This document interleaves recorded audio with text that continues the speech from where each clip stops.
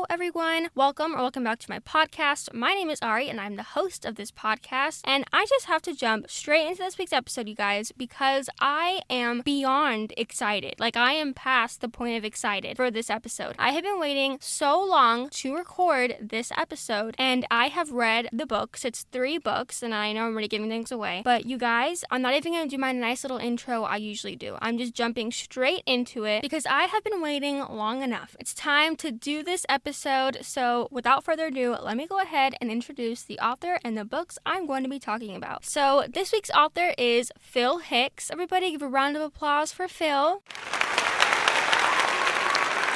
And I'm going to be reviewing 3 of his amazing books. They are the Aveline Jones middle grade book series, and he sent me 2 out of the 3 books, and there's a reason for that. It's not because he didn't want to send me all 3. It's because I actually, originally, for my birthday last year, my sister knows I love to read, obviously. We're all bookworms in my family, except for my dad, and my sister got me a book for my birthday. She basically just went to my Goodreads list and saw one that we talked about, because we talk about books a lot with each other. She saw that one, loved the cover. It was the first Aveline Jones book, and she bought it for me. So kind, I know, and it smells so good. Let me just say, like, this book had an incredible smell. I feel like every book has like a different smell of like the paper that they use and the ink and all that stuff, but the Aveline Jones books, they all smell phenomenal. Like, any bookworm or book person knows that there's just like a wonderful smell to books. They're all unique and different, but this one, oh my gosh, it's insane. Like, this is what I want every book to smell like. But anyway, my sister bought me the first book. I read it, loved it so much. I rated it 5 out of 5, 100%, would recommend it to anyone. I love it so very much. And then when I started doing my author episode, I asked Phil Hickes if he could send me books 2 and 3, and he was like, yep, of course, I just got some extra copies. I'm gonna go ahead and send you one. And then he signed them for me. So me already being a huge fan of Phil and his story and his writing, him signing them for me was like so amazing. But yeah, so I have all 3 books, one from my sister, the other 2 from Phil. And the first book in the Aveline Jones series is called The Haunting of Aveline Jones, which is, like I said, just such an amazing book. And the second book is called The Bewitching of Aveline Jones, and the third book is called The Vanishing of Aveline Jones. They're all 5 out of 5 reads. I literally rate them 5 out of 5. They are so incredible. That's why I am so excited to do this episode, because it makes it so much easier to create something, to either record it or edit it or publish it, whatever it is, when you love it. Like, personally, you just love it so much in your heart. And I love all the books I read on here and recommend on here, but these are just like, they're so special to me. Like, in my heart, they're so special. The Aveline Jones book series have its own little place in my heart, because these are the perfect books to read in the fall season. But now let's go ahead and get into the reviews / synopsis and everything you can expect from this middle grade book series. So starting off, yes, it is a book series. It's a 3-book book series, and like I said, the first one is The Haunting, the second one is The Bewitching, and the third one is The Vanishing of Aveline Jones. And you guessed it, Aveline Jones is our main character. I love Aveline so much. I think she is such a wonderful character for little kids and adults, or really anyone of any age, to look up to. She is very admirable in a way, and I think it's amazing that she's such a good example for, like I said, any age, because she's brave. She sticks to her own thing. Like, she loves being herself no matter what other people say of her, and I just really love her character. I almost related to her in a few ways. So wonderful character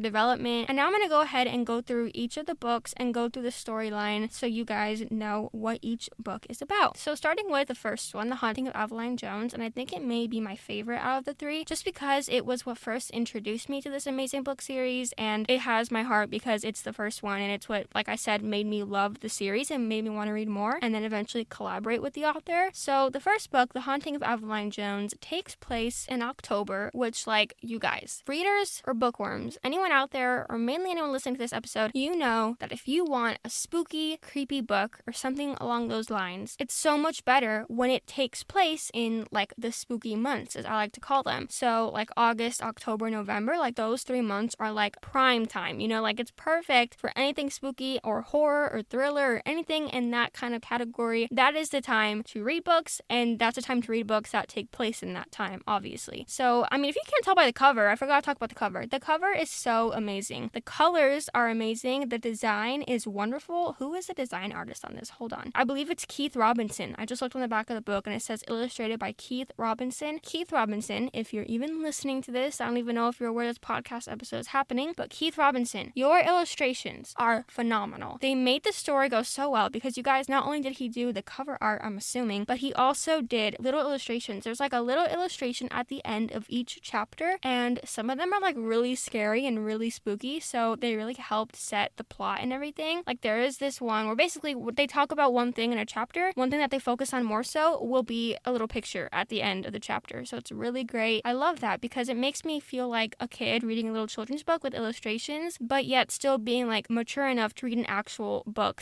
/ novel in a way. You know what I mean? I love when they incorporate like children's, but also like adult or young adult kind of things. So I love that a lot. I also want to talk about the writing. Phil, your writing is like beautiful. That is the word to say. It's gorgeous. It's beautiful in every way. Your writing is like almost lyrical, but not like an annoying lyrical way. It's the best writing I feel like I've ever read before. I have another author that I love her writing so much, and I'm actually going to do an episode for her sometime this year. I think it's like in October or November, and she also does spooky books. Her name is V.E. Schwab, and yes, I just gave a spoiler to another episode I'm going to be doing, but you guys, V.E. Schwab also has amazing writing, and Phil Hickes reminded me of that because the thing about these two authors, and especially Phil, since we're talking about his book right now, is that they literally transport you. You're right there, if not the main character. It's so crazy that these authors have such an amazing gift to really transport you into their world that they're creating, and I basically felt like I was in this little town that Aveline is in, and everything was just so descriptive, but not to where it's annoying. Like, no, it's perfectly descriptive. I feel so honored to be reading a book like this perfect. You guys, I can't stop blabbing or blabbering, whatever the word is, about how amazing this is because it's beyond amazing. It's just so wonderful. From the cover art to the illustrations after each chapter, just to the story itself and the characters, everything is phenomenal. Like, I keep using the same words because I'm trying to use the highest of words. Like, it's not good, it's not great, it's amazing, it's wonderful, it's fantastic, it's phenomenal, it's everything and more. So now I guess I've talked enough about it. Let's go ahead and talk about the synopsis like I was trying to do a few minutes ago. So the first book takes place in October, as I was saying, and basically Aveline loves reading ghost stories. She loves reading ghost things, and her mom thinks it's annoying and she's like gonna scare herself one day, but Aveline ignores her and she just loves reading anything paranormal or spooky / scary. Which, first of all, like, Aveline, you're my girl because I'm the same way over here. While I sometimes do scare myself, I still enjoy reading it all the time. So yeah, she's definitely like me. I do relate to her in that sense. And the book starts off with her and her mother, and they're driving in a car. And once again, the writing is just so amazing. But her mom and her, they're driving to her Aunt Lillian's. Now, real quick, before I go further, do you guys say aunt or aunt? Because I feel like this is the debate that is in my family, because I'm the only one that sometimes will say aunt, like not knowingly. I'll be like, oh yeah, aunt, whatever. But my family says aunt, and I think most people say aunt. So aunt or aunt, I don't know. I might switch between the two in this book. In this episode, I'll try my best to like stay with one, but I'm gonna try to go with aunt. Okay, aunt, like a little ant crawling. Okay, aunt. So yeah, Aveline and her mom are driving to Aunt Lillian's house, which is the mom's sister, I believe. So it's on the mom's side because her grandma, Aveline's grandma, is sick. So the mom has to go visit her, but she didn't want to take Aveline with her, so she's leaving her with her sister, Aunt Lillian, and that's kind of where the story starts off. So Aveline is not close to her Aunt Lillian, so this is definitely going to be a new experiment for her. So she gets to her aunt's house, and her aunt is very orderly and stern and just like not the warmest and kindest person. Like, she has a lot of rules, and she's not, like I said, the kindest, but that's where we're starting off with her going with her aunt. And one of the days when Aveline's there, she gets really bored because, like I said, her aunt has so many rules, she can't do that many things, and she goes to a local bookshop, which, like I said, you guys, the writing, the places, everything about this book, I wanted to be there. Like, I want to go there right now. I want to be transported there. But she goes to this bookshop with, I believe his name is Mr. Lieberman, if I said that correctly, and I think his nephew, I believe it was Harold, and Harold actually becomes Aveline's friend and person that she goes on all of her adventures with in the following books as well. But while she's there buying a book, she wants to buy a fun little ghost book, and she finds this ghost book, and it's several ghostly stories, and the last one is scratched out. Like, the whole story is scratched out. We don't know why, but we do know that the book is owned, or was owned previously, by a girl named Primrose Penberthy, which, love the name, Primrose Penberthy, amazing name. And apparently Primrose disappeared very mysteriously out of nowhere. She just disappeared many years ago, and now knowing that that book belonged to her makes Aveline feel like she can help find out what happened to Primrose before she disappeared. So she eventually reads the book, and she gets upset because she's like, like, why is this last story crossed out? She wants to talk to Primrose, but she can't because she's missing or dead, who knows. And she goes back to the little bookshop, if I'm not mistaken. I think this is how like the chronological thing goes. And I believe she asks Mr. Lieberman and Harold to like look for more things of Primrose's, because Mr. Lieberman marks like every books that come to his shop. He never rejects any of them. And I believe they find a box that has like a diary / journal of Primrose's, and Aveline reads it and she finds out all of these things about Primrose and what happened to her and how she disappeared. And this whole story just follows that. Super cozy, super creepy. And then after Aveline finds out what happened to Primrose, maybe the same thing that made Primrose disappear is now coming for Aveline to make Aveline disappear. I mean, I feel like that's all I need to say, you know? Like, long story short, Aveline goes to this new place with her aunt and she finds a book that was previously owned by Primrose. And then Aveline finds out that Primrose vanished, and then she reads her diary, finds out why Primrose vanished all of a sudden, and now that same person or creature or whatever it is wants to make Aveline disappear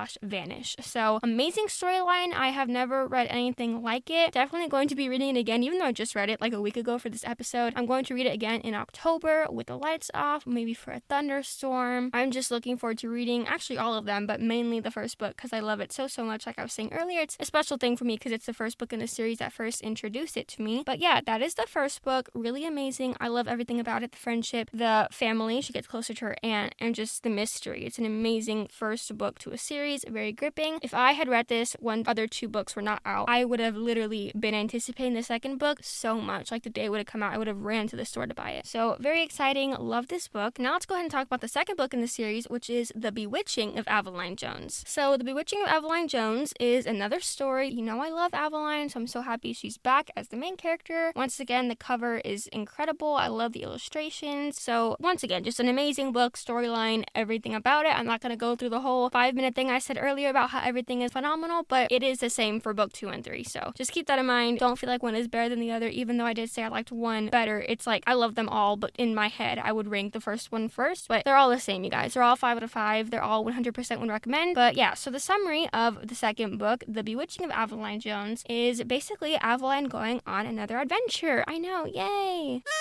So in the second book, Aveline is now going on another adventure with her mom, and they are going to a little holiday cottage that her mom has rented for their summer. And Aveline is so excited because she finds out that their holiday cottage that they're staying in for the summer is right next to a stone circle. It's thousands of years old, and the local villagers in the little like town / city / village that they're going to, they call it the Witchstones. And Aveline, loving ghost things and anything spooky, is so excited to be living right next to that, which I would too, honestly. So Aveline, I totally get you. And yeah, so that's how it starts off. But then after some time getting adjusted to the new little village they're staying in, Aveline meets Hazel. Hazel is really cool, really friendly, but also like very mysterious in her own ways. And eventually Aveline falls under Hazel's spell.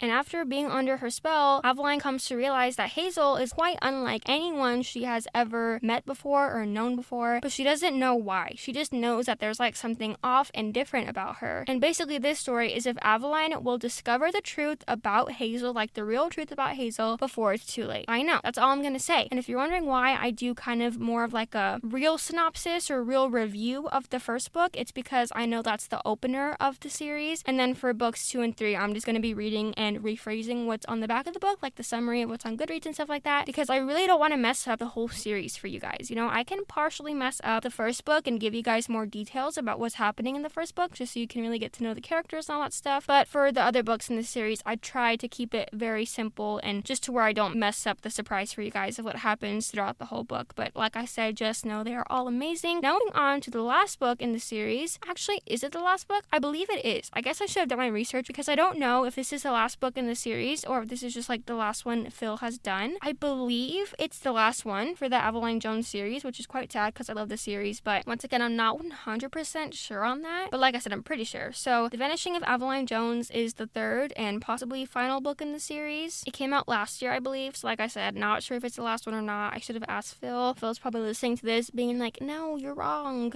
But anyway, okay, The Vanishing of Aveline Jones. So once again, I'm just going to do a quick little brief overview of what you could expect from this book. So this is another adventure with Aveline, because we always want a good adventure with Aveline, of course. And it says here, actually, it says, turn on your torches and join Aveline Jones. So in this book, Aveline is determined to discover the truth behind her uncle's mysterious disappearance. So this all comes about when Aveline travels with her mom and Aunt Lillian to her uncle's house. So her uncle has been missing for years, and her family, Aveline and her aunt and mom, they have all been hoping and wishing that he would return, somehow he would return. But after years of him not returning and not hearing anything from him, anything whatsoever, they decide that they're finally gonna go and sell his house. But Aveline and Harold have some other plans. So while they all go to the house, Aveline sneaks into her uncle's study and she discovers some things that he was researching before he went missing. So he was researching like supernatural activity, just like Aveline loves, but the supernatural activity was actually specifically around an ancient burial mound. And Aveline thinks that this is linked with the unexplained disappearances of some of the other local villagers in that village. So after she sneaks into her uncle's place, she finds out a lot of things, good and bad, and now she wants to find out what actually happened when her uncle went missing. So it says here, dark magical forces are at work, and they'll do anything to remain hidden, as Aveline and Harold soon learn. So that's what it says on the back of the book. Like I said, I don't want to give too much away about it, but this is another amazing adventure with Aveline and Harold. I love that she sneaks into her uncle's place and then finds all of these things that she thinks are linked to other people going missing and also him going missing. So wonderful adventure, wonderful little mystery, just like the other two. I love it so much. I love all of these books. And yeah, you guys, that's the end of me reviewing and like talking about these books. Basically, just go check them out. They're incredible. They're amazing. I'm not going to go over all of that again because I'm sure y'all don't want to hear it, but be sure to go check it out. Just go check out the books. I have them all linked in this episode description. So go check them out. You're not going to regret it. They are so amazing. And I know Phil would really appreciate it if you help support him. So like I said, click the links in this episode description and they'll be there for you. Go check them out. And before you guys leave, don't leave. Wait. I got to do an interview with Phil. Yes, you heard it correctly. You did not hear wrong. I got to do an interview with Phil Hickes, the amazing author of the Aveline Jones book series. So without further ado, you guys, here is the interview that I got to do with him. Oh my God, I'm so excited for you guys to hear it. Here it is. Hi Phil, thank you so much for doing this interview here with me today. I'm so excited to get into this interview because, as I said in your episode probably too many times, your books are amazing. So super thrilled and honored to be doing this interview. Thank you for taking the time to do this. I really, really appreciate it. Once again, thank you for allowing me to read your books on my podcast and review them. Thank you for sending them to me. It all means so much to me. So truly, thank you so much. And before we get into this week's episode, I just want to ask a quick little question. How was your day going today? Hi Ari, I'm good, thanks. And thank you for inviting me on your podcast. My day is going pretty good. I've just finished work, and when I finish work is one of the best times of the day. So yeah, pretty good all in all. That's so great to hear that you're doing great. I am too. And yeah, I completely agree with you. For me, not for work, but for school, as soon as I get out of school, I finish all my homework and stuff, I can either work on my podcast or read a book or watch YouTube or Netflix or TV with my family. Whatever it is, I completely agree with you. You're totally right. After we finish our things that we need to do for the day, it's definitely nice to just relax after and do whatever it is that we enjoy doing. So I completely agree with you on that. Now let's go ahead and jump into this interview. So the first question I have for you today is, when did you know you wanted to be an author? Has it been like a dream of yours since you were very, very young? Or was there one particular moment in your life, either when you were younger or older, that you just knew this was your calling? I wouldn't say there was a specific time, I didn't have a hallelujah moment where, I thought, I'm going to be an author. Neither was I one of those people that have always known what they've wanted to do.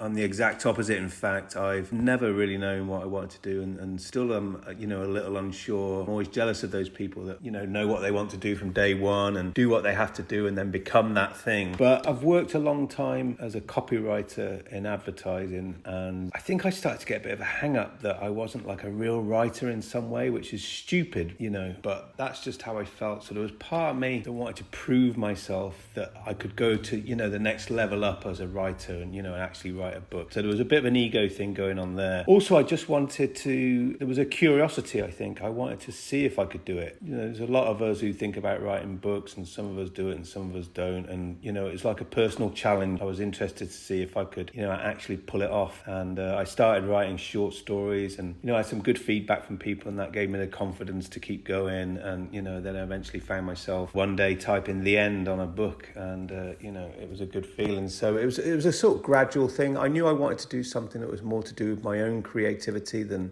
people telling me what to write. And it just went from there. Phil, I gotta tell you, as possibly mean as this may sound, I'm kind of glad that you started doubting yourself when you were working, because if you wouldn't have started having that kind of oh, I don't know if I'm good enough at this, I don't know if I can do it, I want to prove to myself, maybe, you wouldn't have ever actually chosen and taken the path to become an author. And let me tell you, my life would be a lot sadder without your books in it. So I'm kind of glad that you started doubting yourself, because sometimes, not just with you, but with anyone, or just in general, when you start doubting yourself and feeling like you're not good enough, first of all, that's a lie. But second of all, when you do feel like that, because your mind makes you believe that, you can come out of that stronger and better than before. So I'm definitely glad you had to go through that. Sorry, but I'm glad you did, because like I said, I'm now right in front of me are your 3 amazing books in your Aveline Jones series, and they're so impeccable and phenomenal. So like I said, very glad you went through that. So glad you're an author, and you're not just a regular author, you're an amazing, insanely talented author. So very glad you chose to do that. And also, when you're saying that you're jealous of people who sometimes know what they're going to do, not from birth, but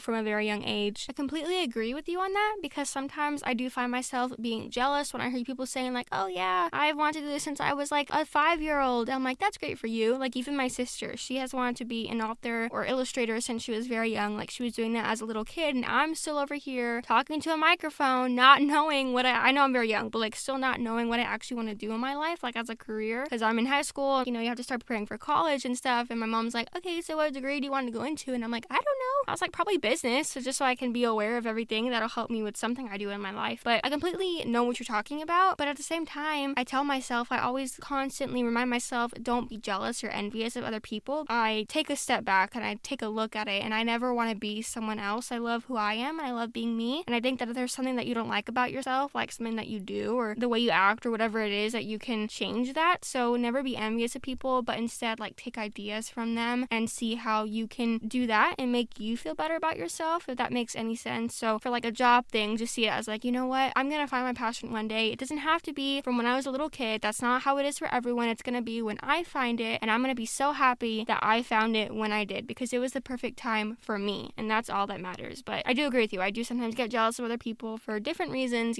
stuff like that, and other reasons. So it's completely normal, obviously, to feel that. This sounds like now it's a counseling session. Anyway, let's go back to the interview. Great response, by the way. Love your response. But now the next question I have for you is, what made you want to write books with spooky / scary / creepy settings and plots? Well, I think one of the things I have known all my life is that I've loved horror. Since an early age, I was reading horror books. And then, when I was old enough, I graduated to horror films, the old black and whites, with Bela Lugosi and Lon Chaney. And then, as I got older, I got into stuff like, The Exorcist and Halloween. And I've always been, sort of obsessed with it. And so when I came to writing my own books, there was only ever going to be, one thing I wanted to write. And that was books with, a spooky setting. One of my favorite things to do, even tonight I'll be going to bed with a spooky book, and I just love it. For me, there was just never really any other choice. You see, I told you, there are things that everyone picks up at different times and ages in their life. You were saying how you're jealous that you look at other people and they know what they're going to want to do at a young age. And then I was saying how it comes to people at different times and different ages. But there you are, knowing that you love horror since you were a little kid. You might have not picked up what you want to do as a career, but you knew, little young Phil knew that you loved horror. Because let me tell you, that's something I only picked up about myself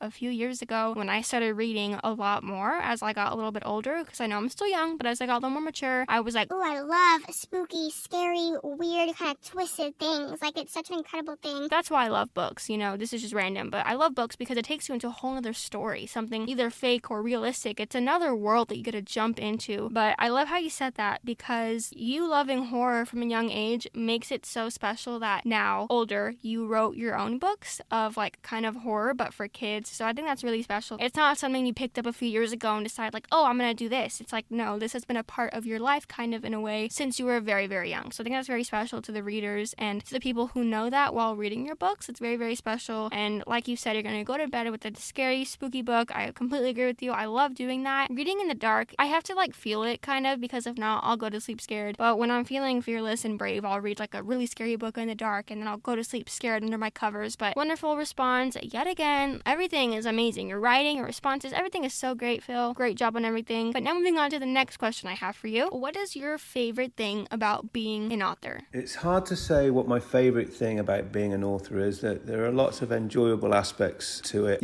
I think ultimately if I had to pin something down, it would be a sense of achievement, both personal, I think, ooh, look at that, there's my book on a bookshelf, or someone's, said something nice about my book, I did it, and, that feels good. And a sense of achievement, and, particularly when, I write middle grade books, and when you get feedback from the target audience, if a younger reader has said that they've enjoyed their book, that you've entertained them and you've brought something into the world that might be influential on them in later life. I know that I was influenced by books. I go back and read the books I enjoyed when I was young, even now, like many, many years later. So you think to yourself, I wonder if they'll go and read my book, when they're adults. But, so that sense of achievement, is probably my favorite thing. I mean, yeah, rightfully so, right? When you create something, for me, let's say like a podcast episode, it's always nice and it makes you feel like, oh yeah, I did that. Like you said, when you see people talking about it or like posting about it on social media, sharing with friends or family, in your heart, it's like, oh wow, they liked what I did. They liked how I did that, or they shared it with family because they loved it so much. I definitely get where you're coming from, and it must be so amazing to finally see your book on a shelf or at a bookstore or in a library or in a little kid's hands. That must be such an amazing feeling, and obviously for the first time it's like really amazing, but even many times after that, and probably still to this day, it's an amazing feeling no matter what. And I love how you said that it's for the target audience, and when you see the target audience responding to it the way you want it, if not better, it's also very special, because when I first wanted to start asking authors for books, I obviously talked to my mom and my sisters and my dad about it, and my mom and my older sister, they were like, we know you're not like in middle school anymore, but you still love reading middle grade books, which I do. I always will. No matter what age I am, I always will. Like my mom reads middle grades, my older sisters read middle grades because I think they're the best genre or like age group kind of. But she was saying how like you still love reading middle grades, and what every author that writes a middle grade book, they want the target audience to respond to it. Because I always thought that like, oh, I'm too young to be doing a podcast and doing things with authors, like reviewing their books and doing interviews. I'm too much of a little kid because I'm still in high school. But she was like, no, you're not like the perfect target audience, but you're really close to it, to where it's like a mature target audience kid is reviewing the books that are meant for them. So that made me feel,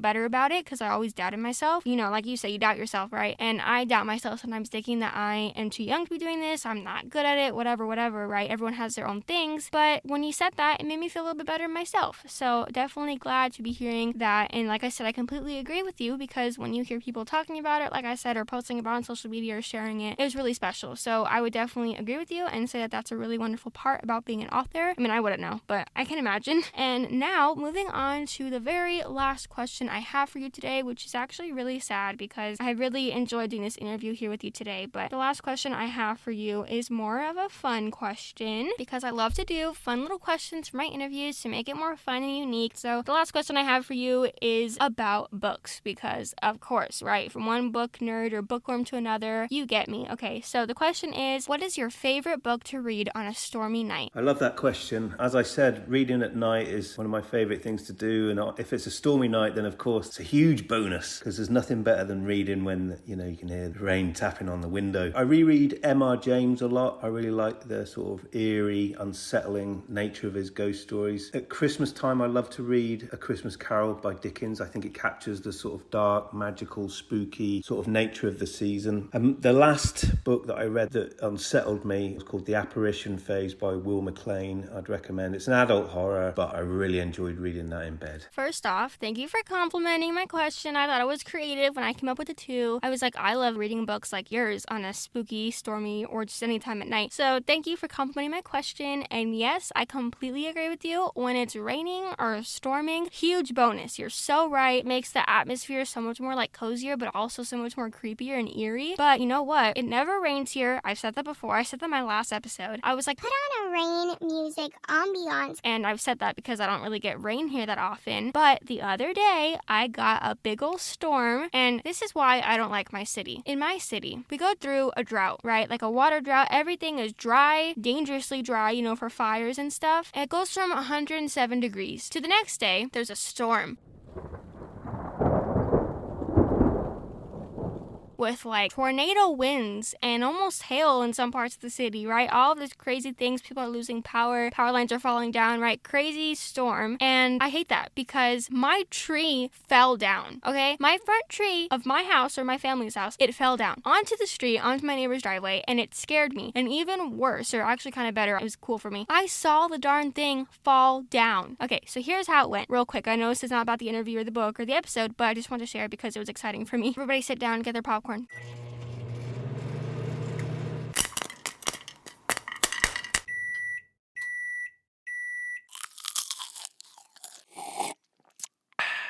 It never rains here, so when it does rain, me and my family will crowd onto our front porch because it's super tiny, but we all love the rain. So this time it was just me and my mom outside, and I innocently was recording on her phone because it was really windy and there were some loud thunders, and I was recording it because I was like, yes, this is amazing, great, I loved the rain. We were kind of in the corner of the porch because it was the water was, it was so windy that the water was coming on to the porch. So we were in the corner, my mom was like, come on, let's go inside, and I was like, no, let me get a little more of the video. So we were out there, and obviously, as sad as this is, there's trash going by on the street because of all of the recycling that people throw out. And also I think it was because one of my neighbor's trash cans had fallen over with the wind and everything went onto the street. So that was actually really disappointing and sad to see. But there was a lot of trash, water bottles and containers going by on the street because the wind was so much. And we heard a noise. It sounded like a water bottle going on a street. She was like, what's that noise? And I told her, I was like, it's probably just a water bottle, it's all fine. But she told me, she was like, those are the, what do they call it? Not the power lines, but the electrical boxes. What are they called? Oh my god, I'm blinking out. But wherever the power is at the corners of the street, she was like, those are them exploding. I was like, oh my god, no way, that's not true. It's a water bottle, right? And then I heard it again and I was like, yeah, it's a water bottle. But then I heard it a third time and it was really loud, and I was like, oh my god. So I looked out our gate and I was expecting to see little fire or flames coming from the box at the end of the street, and when I looked out, I saw my tree breaking. It was literally just falling down. The cracks that we were hearing, or the noise we were hearing, was a tree slowly cracking with the wind. It did not get struck by lightning. It was just cracking with the wind, which I don't even get because it wasn't even a dead tree. It was a fully alive tree, and half of it fell down. So I'm lucky enough that I got to see it, I guess. I don't know why I was outside when it was tornado winds because that's how crazy I am. But the fact that I actually saw it fall down, I remember I screamed. I was like, oh my god, a tree! And my dad, I went to go to my dad and he was like, oh my god, a tree fell down. And anyway, it was kind of crazy, but also scary and also sad. I was sad. I felt a piece of my heart was gone because I love nature. I love our house. So our little tree, actually it was a big tree, but it was so sad. Anyway, so then later on that night was fun. We all tried to clean it up a little bit because it was blocking my neighbor's driveway and half of the street. So we tried to clean it up until the city came to pick it up. But anyway, long story short, I'm sorry. I'm a big talker, as you can see by how long this episode is and how I obviously have a podcast. Big talker over here. But yeah, so that's long story short. I don't like storms that much anymore because they broke my tree. But I still love rain. Like I was saying, this whole thing, where did it come from? Oh yeah, rain at night. Rain at night is good, but only when it's a light rain and pouring, not when it's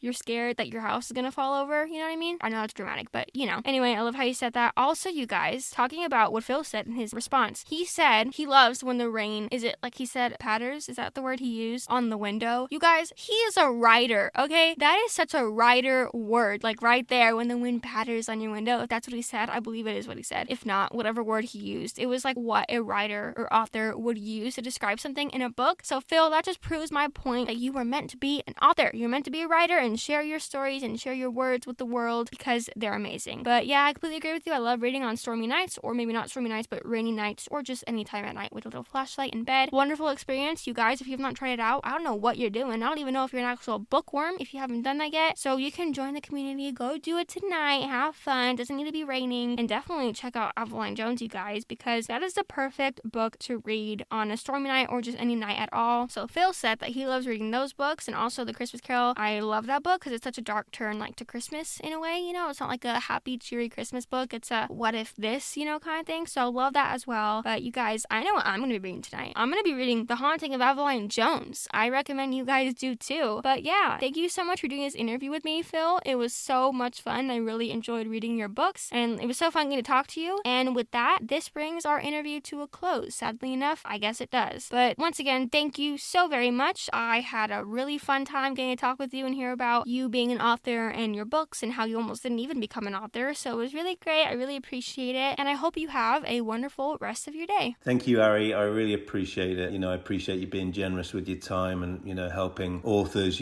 come and talk and promote their books. It's a wonderful thing you do. So thanks very much. Okay, you guys, so that was the interview. Was it amazing or what? Maybe I was not amazing, but I know Phil was. So, wonderful interview. I loved that interview. I hope you guys did too. I hope you enjoyed this week's episode. Be sure to go check out the 3 Aveline Jones books. The first one being The Haunting of Aveline Jones. The second one being The Bewitching of Aveline Jones. And the third one is The Vanishing of Aveline Jones. So, go check them out, you guys, by clicking the link in this episode description. I know you will not regret it. I can guarantee you that. And yeah, thank you so much for being here, supporting my podcast. Before you leave, a quick little announcement. It doesn't have to do with the books I was talking about today, but I did say that I was going to start a YouTube channel soon for my podcast episodes, just in case you guys prefer YouTube over Google Podcasts or Spotify. And I said I would let you guys know when it happened. So here I am letting you guys know. Yes, I finally started the YouTube channel. I got everything to work. It took me a long time because while I'm busy starting school and doing my episodes and all the other things, I was really busy with family this past few weeks. So anyway, now all that's over, in the storm I talked about in the interview, very crazy and hectic, but I was saying that it took me a while because I had to go through a lot of steps with YouTube and Google to get verified for putting links in the description. Then I got denied one time because I did the video wrong. Anyway, long story short, I'm on YouTube. I've only posted one video as of this episode when I'm recording it, probably for a week or so, because I haven't worked on editing the second one yet because I need to do it through a video format. But I'm working on everything, trying to get it all done. But that was my new and exciting kind of thing that I've been working on. I'm still working on. I hope it does well and you can share it with your friends or family, or you can go listen to it right now if you want to. So I only have the first podcast episode that I have, which also, I'm letting you guys know, just so there's no confusion, I am getting the same audio file that I have for my podcast and putting it onto a YouTube video,